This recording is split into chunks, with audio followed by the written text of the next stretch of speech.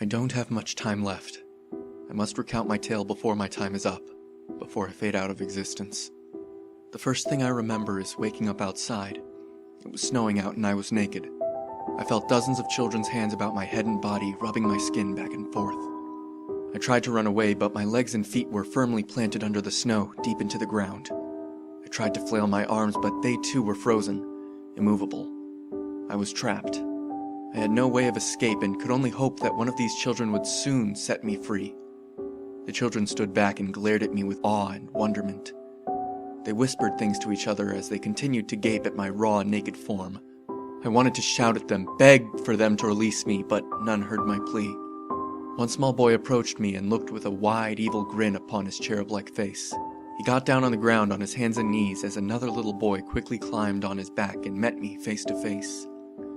His look was quizzical and contemplative, as if he wanted to do more to me but could not decide on what to do. I closed my eyes in hopes that I could concentrate on a happy place while he performed his dastardly deed.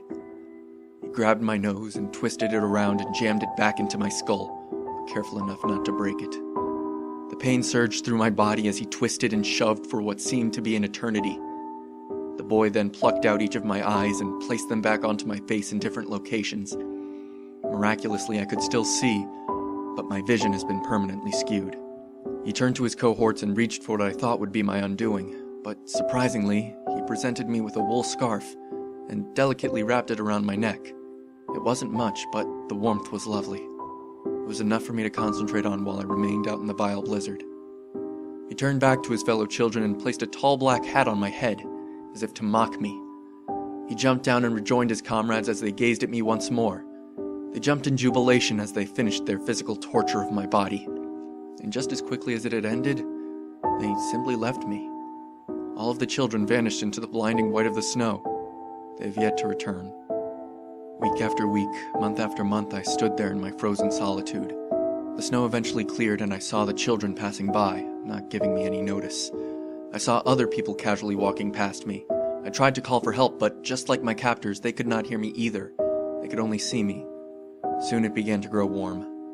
The scarf was no longer needed, but it was not removed. It only slid off my neck, down my shoulders, and onto the ground.